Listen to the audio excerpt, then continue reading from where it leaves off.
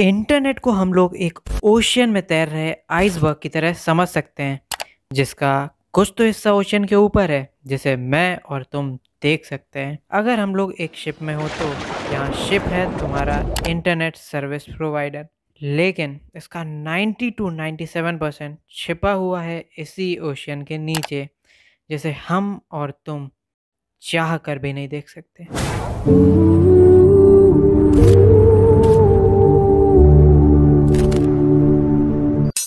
ये जो हिस्सा है जिसे हम एक्सेस नहीं कर सकते, इसे ही बोला जाता है द डीप वेब या फिर द इनविजिबल वेब। और ये ज़्यादा कुछ नहीं, तुम्हारे नॉर्मल वेब से कुछ 500-600 गुना ज़्यादा बड़ा होता है। हाँ, वही नॉर्मल वेब जिसमें तुम्हारा गूगल, फेसबुक, नेटफ्लिक्स या यूट्यूब या इनके साथ आने वाली सारी 5.5 बिलियन वेबसाइट्स एग्जिस्ट करती हैं।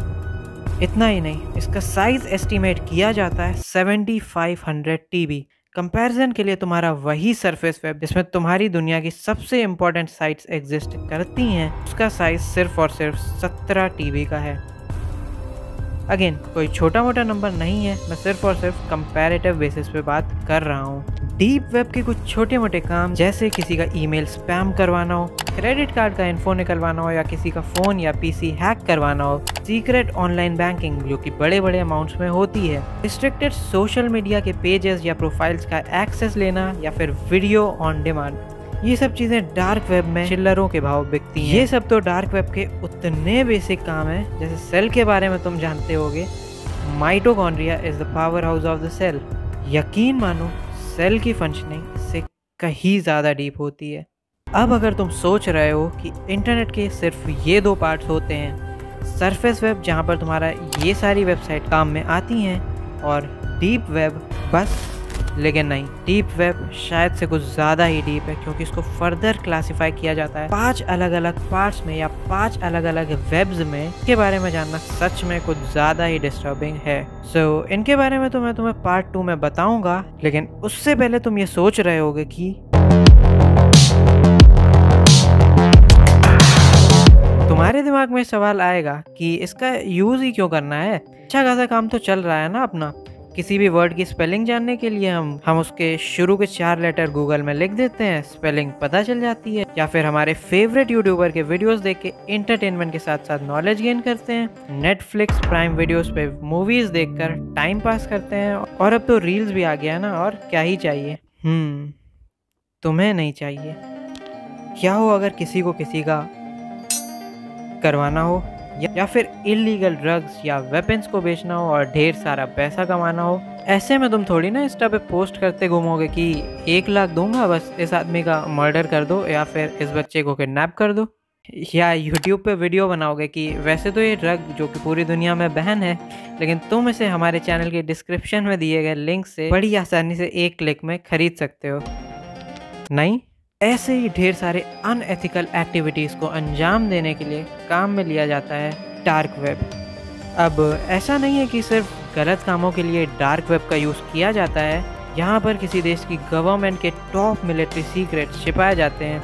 बड़ी बड़ी स्पेस एजेंसीज जैसे इसरो, नासा के अपकमिंग प्रोजेक्ट सीक्रेट्स, यहाँ तक कि फेसबुक की भी डार्क वेब पे प्रेजेंस है।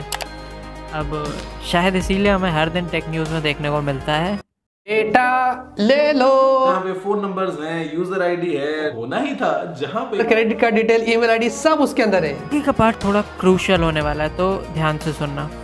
स्पेस में रोजाना हम लोग हजारों चीजें, एबनॉर्मल एक्टिविटीज हमारे रॉकेट, सैटेलाइट्स, रोवर्स पता लगाते हैं। क्या ये सब हमें बताई जाती हैं? मुझे नहीं लगता कि नासा को इस दुनिया के बारे में, स्पेस के बारे में फॉर दैट मैटर, जो कुछ भी पता है उसका 1% भी वो नॉर्मल पब्लिक या दूसरे देशों के साथ शेयर करते हैं। अब बिलीव करना मुश्किल है, लेकिन ताजमहल के तहखाने में क्या है, या शायद कुछ ऐसा जैसे अगर नॉर्मल पब्लिक को पता चले तो कुछ भी हो सकता है, कुछ भी। इतनी सारी चीज़ें हमारे हिस्ट्री, कल्चर के बारे में हमसे छुपाई जा रही हैं, शायद इसका हमें अंदाज़ा भी नहीं है। अब मैं ज़्यादा कुछ बोला इस बारे में तो वीडियो बहुत ही ज़्यादा लंबा खिंच जाएगा।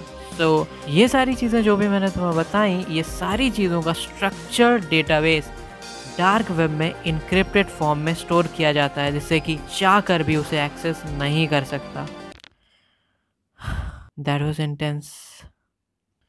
सो ये तो था इसका पार्ट 1। आगे आने वाले पार्ट्स में मैं तुम्हें एक्सप्लेन करूंगा कि कैसे टॉर दी अनियन राउटिंग वर्क करता है, या फिर सरफेस वेब और डीप वेब के अलावा जो 5 हिडन पार्ट्स हैं इंटरनेट पे वो कौन से हैं। सिल्क रोड, दी रेड रूम, इंटरनेट की कुछ काफी कमाल की और डिस्टर्बिंग सी सर्विसेज के बारे में, connection of area 51 with the deep web, और यकीन मानो काफी ज्यादा इंटरेस्टिंग और डिस्टर्बिंग सी चीजें तुम्हें आगे आने वाले पार्ट्स में मिलेंगी। तो इंतजार करना और फिर मिलते हैं अगले पार्ट में।